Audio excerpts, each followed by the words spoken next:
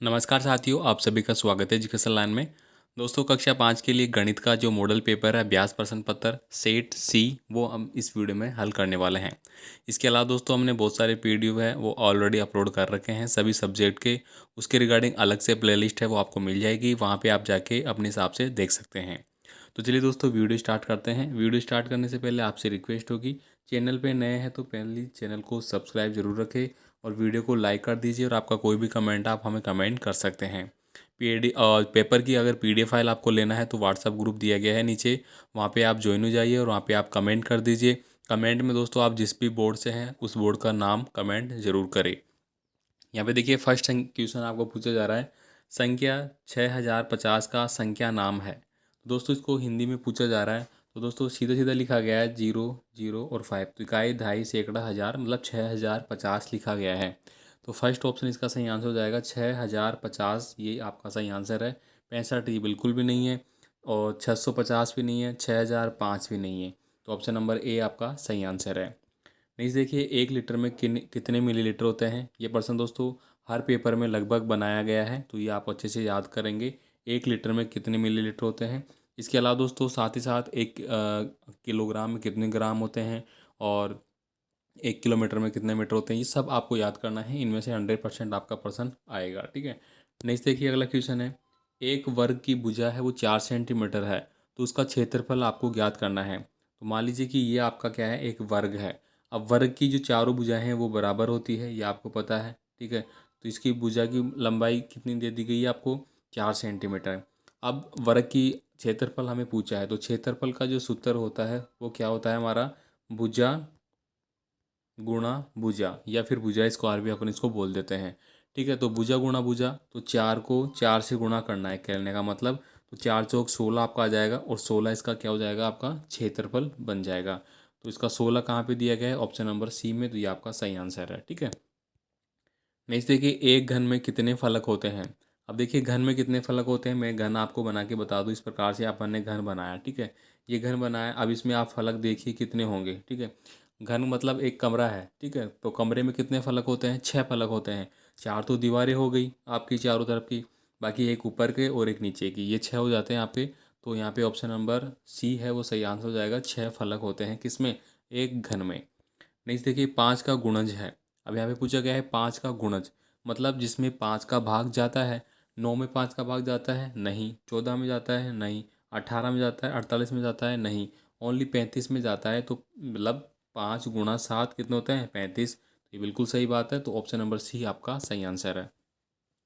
यहाँ पे देखिए 6 नंबर का क्वेश्चन है, कितने मिनट के बाद दी गई घड़ी में 12 बजेंगे।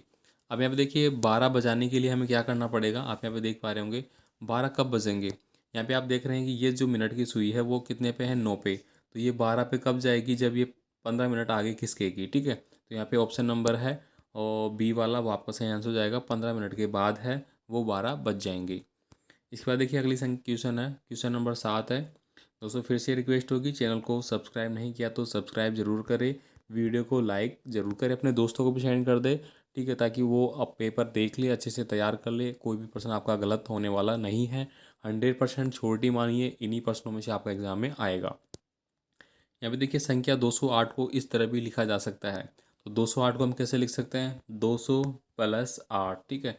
200 + 8 लिख सकते हैं। और ये ऑप्शन नंबर ए में आपको दिया गया है, तो आपका ऑप्शन नंबर ए है वो आपका सही आंसर हो जाएगा, ऑप्शन नंबर ए वाला, ठीक है। यहाँ पे देखिए अगली क्वेश्चन है, 5 रुपये के एक सिक्के का वजन है वो कितना है, 9 ग्राम है। 5 रुपये का एक सिक्का है, उसका कितना ग्राम है, 9 ग्राम वजन है। तो 9 किलोग्राम वजन हेतु कितने सिक्कों की आवश्यकता होगी, ठीक है। 9 किलोग्राम के लिए, ठीक है, 9 केजी के लिए कितने सिक्कों की आवश्यकता होगी, ये यहाँ पे पूछा गया है। तो सीधी सीधी बात है, इसको किससे गुणा करना, अपने को 100 से गुणा करना है। जब एक सिक्के का कितना है, 900 ग्राम है, तो 9 किलो के लिए कितना हो जाएगा, 100 गुना हो जाएगा, ठीक है। तो ऑप्शन नंबर सी आपका सही आंसर होगा। यहाँ पे देखिए नीचे दी गई जादुई वर्ग के हर पंक्ति का योग है वो कितना है, 150 है। तो रिक्त स्थान में कौन सी संख्या आएगी। अब मतलब इसको अपन ऐड करते हैं तो कितना आता है, 150। इसको करते हैं तो भी 150 आता है, इसको करते हैं तो भी 150, इसको करते हैं तो भी 150। तो अब ये बीच की संख्या है, इनका भी कितना आना चाहिए, 150 ही आना चाहिए। तो यहाँ पे पूछ रहा है कि जो खालिस्तान यहाँ पे दिया गया है इसमें क्या आएगा। तो दोस्तों इसमें आएगा आपका 50। देखिए कैसे आएगा।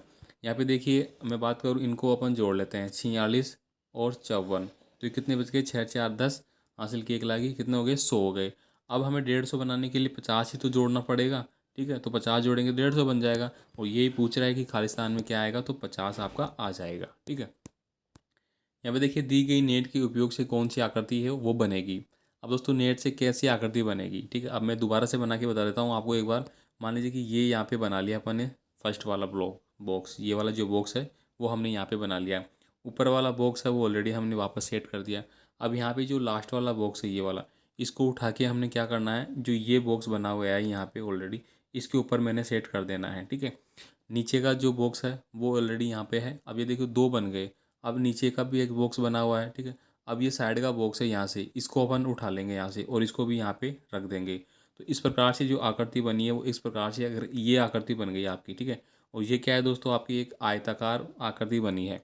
लेकिन दोस्तों अगर हम इनको क्या करेंगे, इसको भी उठा के मैं यहाँ पे रखता हूँ, इसको उठा के यहाँ पे रखता हूँ, तो ये दोस्तों एक घनाभ का भी रूप ले लेगी या फिर एक घन का, दोनों का रूप ले सकती है। ठीक है, देखिए घन तो इस प्रकार से बन जाएगा आपका, जैसे अभी अभी मैंने आपको बना के बताया था। ठीक है, बताया था ना अभी। या फिर घनाभ, ठीक है, घनाभ में इस प्रकार से बन जाएगा आपका। ठीक है, तो यहाँ पे पर्सन का आंसर है वो थोड़ा सा डिफिकल्ट हो गया। ठीक है, इसलिए आप इस पर्सन को अच्छे से देखेंगे, एक बार आपकी जो एग्जाम्पल है वहाँ पे देखेंगे। ठीक है, इसको क्लियर करेंगे। ठीक है, इसके बाद देखिए अगला क्वेश्चन आपका लघुत्रात्मक प्रश्न है। मनोज के पास 1 रुपये के 100 सिक्के हैं। उसने उसका 2/5 भाग अपनी बहन को दे दिया। बताइए निशा को कितने सिक्के दी। अब यहाँ पे कह रहा है कि 100 सिक्के हैं उसके पास। अब 100 का 2/5 भाग, ठीक है, तो 5 को इससे काटा अपन ने, 20 आ गया। मैं 5 को काटा, 5 दूनी 10 और 0 का 0, तो और 2 दूनी 4, मतलब कितने पैसे दे दिए उसने। 1 रुपये के 100 सिक्के हैं तो उसने 40 सिक्के दे दिए। कितने सिक्के, 40 सिक्के। यही यहाँ पे पूछ रहा है कि मनोज के पास इतने थे, उसने उसका बहन को निशा को दे दिया, तो निशा को कितने सिक्के दिए, 40 सिक्के दिए। ठीक है, चलिए आगे देखते हैं। समीर रात को 11 बजे सोता है। अगर सुबह 5 बजे उठता है तो बताइए वह दिन का कितना हिस्सा सोता है। तो यहाँ पे सीधी सीधी बात है, पूरा दिन का अगर हम कैलकुलेट करें तो 24 घंटे होते हैं। ठीक है, अब वो कह रहा है कि समीर रात को 11 बजे सोता है और सुबह 5 बजे उठता है। तो 11 से आपको 5 बजे का समय कैलकुलेट करना है। 12, 1, 2, 3, 4, 5, मतलब 6 घंटे हो गए कुल मिला के। तो बताइए वह दिन का कितना हिस्सा सोता है। तो 24 में से वो 6 घंटे सोता है। ठीक है, यहाँ पे देखिए संख्या 4 के प्रथम 6 गुणज लिखिए।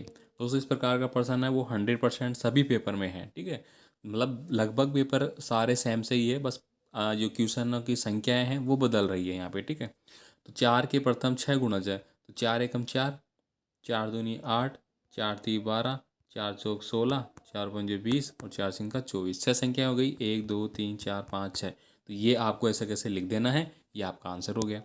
यहाँ पे देखिए संख्या 10 और 15 के सबसे छोटे साझा गुणक ज्ञात करना है।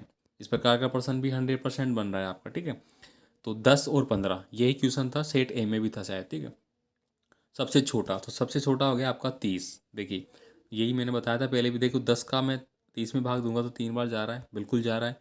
अगर मैं 30 में 15 का भाग दूंगा तो 2 बार जा रहा है, बिल्कुल जा रहा है। तो ये सबसे छोटी संख्या हो गई जिसमें 10 का भी भाग जा रहा है 30 में, और किसका जा रहा है, और 15 का, दोनों का भाग जा रहा है। ठीक है, तो ये सबसे छोटी संख्या है। अगर इसके बाद में बात करूँ तो 45 है, लेकिन 15 का जाएगा, किसका नहीं जाएगा, 10 का नहीं जाएगा। तो फिर बड़ी संख्या आएगी आपकी 60, जिसमें 15 और 10 दोनों जाएंगे। लेकिन यहाँ पे पूछ रहा है छोटा, तो छोटा 30 होगा। ठीक है, बहुत सारे विद्यार्थी हैं वो 60 भी कर देते हैं, तो आपको ध्यान रखना है छोटी संख्या पूछिए। एक घन की कितनी संख्या सतह होती है, चित्र बनाकर बताइए। देखिए अभी अभी मैंने बताया आपका घन का चित्र। ठीक है, ये घन ही बोलते हैं, वर्ग को घन बोला है। ठीक है, इसके बाद देखिए दिनेश की लंबाई 1 मीटर 52 सेंटीमीटर है। 2 मीटर की लंबाई तक बढ़ने के लिए दिनेश को कितना और बढ़ना होगा। अब आप देखते हैं कि 1 मीटर में कितने सेंटीमीटर होते हैं, पहली बात तो ये। ठीक है, अब यहाँ पे कह रहा है कि 1 मीटर में 1 मीटर 52 सेंटीमीटर है। अब इसको पूरा कैलकुलेट करने के लिए 2 मीटर बनाने के लिए कितना उसकी लंबाई जुड़ेगी। तो 1 मीटर में कितने 100 सेंटीमीटर होते हैं, तो यहाँ पे 52 तो ऑलरेडी है, तो 48 और बढ़ जाएगा। ठीक है, यहाँ पे देखिए ऊर्ध्व तिर्यक विधि द्वारा निम्न संख्या का गुणा आपको करना है। तो ये तो आपको करना है, ये आप एग्जाम्पल के तौर से देखेंगे इसको। बाकी ऊर्ध्व तिर्यक हो गया, और एक और मेथड है वो भी आप देख लेना, उसका वीडियो में अलग से, इन दोनों का वीडियो में अलग से बताऊंगा, जिसमें आपको अच्छे से समझ में आ जाएगा। नीचे दिए गए कोणों की डिग्री आपको लिखना है। देखिए समकोण का आधा, ठीक है, समकोण का आधा पूछा है, यानी कि ये समकोण है, इसका आधा हो गया। ये समकोण होता है 90 डिग्री का, उसका आधा पूछा है तो उसका आधा कितना हो जाएगा आपका 45 डिग्री का। समकोण का एक तिहाई, मतलब समकोण का एक तिहाई का मतलब क्या हो गया 90 डिग्री है, उसका एक तिहाई पूछ लिया आपको 1/3, तो 3 तिया 9 मतलब 30 डिग्री। ठीक है, चलिए आगे देखते हैं। अंग्रेजी वर्णमाला के अक्षर ए में कितने कोण समकोण से कम है और कितने कोण समकोण से अधिक है। अंग्रेजी वर्णमाला के ए अक्षर में, ठीक है भाई साहब, ए हम लिखते हैं यहाँ पे, मैंने ए लिखा इस प्रकार से बड़ा बड़ा, ठीक है, और इसको मैंने यहाँ पे काटा। अब यहाँ पे क्या कह रहा है कि कितने कोण समकोण से कम है, ठीक है। तो यहाँ पे देखिए अगर मैं इस प्रकार से बात करूँ, यहाँ पे ये जो यहाँ पे आ रहा है ये वाला, ठीक है, ये इसको बात करूँ तो ये समकोण से कम है एक, ये समकोण से कम है दो, दो कोण है वो समकोण से कम है आपके, ठीक है। तो यहाँ पे यही पूछा गया है कितने और एवं कितने कोण समकोण से अधिक है। अब अधिक भी पूछ रहा है यहाँ पे, ठीक है। तो अधिक के लिए दोस्तों अगर मैं बात करूँ यहाँ से, ये वाली नीचे वाली, ठीक है, ये वाली जो नीचे वाली है ये, तो ये समकोण से अधिक है।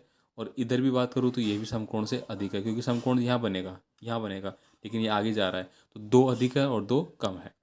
यहाँ पे देखिए यदि एक छोटे वर्ग का क्षेत्रफल 1 वर्ग सेंटीमीटर है, तो नीचे दी गई वर्गाकार आकृति का क्षेत्रफल है वो वर्ग सेंटीमीटर में आपको ज्ञात करना है। इसके बाद देखिए यहाँ पे दिए गए पैटर्न को आगे आपको बढ़ाना है, ठीक है। देखिए कैसे बढ़ाएंगे आप इसको, 1 × 8 + 1 बराबर कितने हो गए 9, 12 × 8 + 2 बराबर कितने हो गए 98। मतलब यहाँ पे क्या कह रहा है, देखिए पहले एक था, फिर उसके साथ दो जोड़ा, बाकी संख्याएं एक जोड़ा दो जोड़ा तीन जोड़ा, ठीक है, 8 को 20 का ऐसा कैसा है, फिर तीन किया 1 2 3, फिर 1 2 3 4, फिर यहाँ पे करेंगे 1 2 3 4 और 5, फिर गुणा 8 आ जाएगा और प्लस में कितना आ जाएगा 4। ये आपको कर लेना है, मतलब गुणा भाग आपको खुद से करना पड़ेगा, क्योंकि मैं बता भी दूंगा। मान लीजिए कि यहाँ पे दूसरी संख्या आ गई तो फिर आप क्या करेंगे, इसलिए गुणा भाग आपको करना है। यहाँ पे देखिए एक आयत की लंबाई 12 सेंटीमीटर है और चौड़ाई 8 सेंटीमीटर है। इस आयत को पूरा ढकने के लिए 4 वर्ग सेंटीमीटर के कितने डार्क टिकटों की जरूरत होगी। मतलब यहाँ पे पूरा ढकने की बात की गई है, तो यहाँ पे पूरा इसका आयतन पूछा गया है, ठीक है। अब आयतन क्या होता है, 2 × L + B होता है आपका, ठीक है, 2 + L + B होता है। तो यहाँ पे देखिए कितना हो गया, इसको मैं जोड़ लेता हूँ, 8 और 12 कितना हो गए 20, 20 को 2 से गुणा किया तो कितना हो गया 40 हो गया आपका, ठीक है। तो आयतन कितना हो गया आपका 40, कितना हो गया 40 सेंटीमीटर। अब यहाँ पे कह रहा है कि 4 वर्ग सेंटीमीटर के कितने डाक टिकटों की जरूरत होगी। अब हमारे पास कितना आ गया आंसर 40 आ गया। ये कह रहा है 4 वर्ग सेंटीमीटर के, तो कितने की होगी 10 की हमें ज़रूरत पड़ेगी। इसके बाद देखिए एक किसान 56 रुपये प्रति लीटर के हिसाब से दूध बेचता है। एक महीने में वह 210 लीटर दूध बेचता है, बताइए वह महीने में कितना कमाएगा। ठीक है, ऐसे प्रश्नों में हम आपको क्या करना है, भाग देना है। यानी कि एक किसान 56 रुपये प्रति लीटर के हिसाब से दूध बेचता है, 210 लीटर उसने बेचा, 56 का इसमें भाग देना है, ठीक है। तो क्या क्या आ जाएगा, कितने रुपए उसने कमाए वो आ जाएगा, सॉरी सॉरी, भाग नहीं देना है, 56 रुपये लीटर से आपको कर रहा है और 210 लीटर उसने गुणा करना है, पैसे पूछ रहा है ना इसलिए 210 × 56, ठीक है। अब इसको आपको गुणा कर लेना है। गुणा मैं आपको एक बार करके बता ही देता हूँ, 210 उसने बेचा, 56 रुपये का एक आता है आपका, ठीक है। तो जीरो को तो मैं ऑलरेडी यहीं पे रख लेता हूँ, ठीक है, साइड में, ठीक है, ये जीरो है, हमेशा जीरो आएगा, तो इसको अपन एक बार साइड में रख लेते हैं क्योंकि लास्ट में लगाना है। 21 से कर लेना हमें, तो 6 × 6 हमने लिखा और 6 दूनी 12 हमने लिखा, गुना 5 × 5 लिखा हमने और 5 दूनी 10 लिखा। तो ये कितना आ गया, 6 का 6 आ गया यहाँ पे, ठीक है, और 5 और 2 7 आ गए, और 1 का 1 आ गया और 1 का 1 आ गया, और लास्ट में जीरो आपको चिपका देनी है। तो ये आपका पैसा है वो आ गया, ये आपको पूछा गया है। यहाँ पे देखिए एक पानी की टंकी में लगने वाला खर्च का विवरण नीचे दिया गया है, इसको आपको हल करना है। यानी कि देखिए कितना बता रहा है, 500 मात्रा है ईंटों की, कीमत है 1200 रुपये प्रति हज़ार, कितने 1200 रुपये प्रति हज़ार है।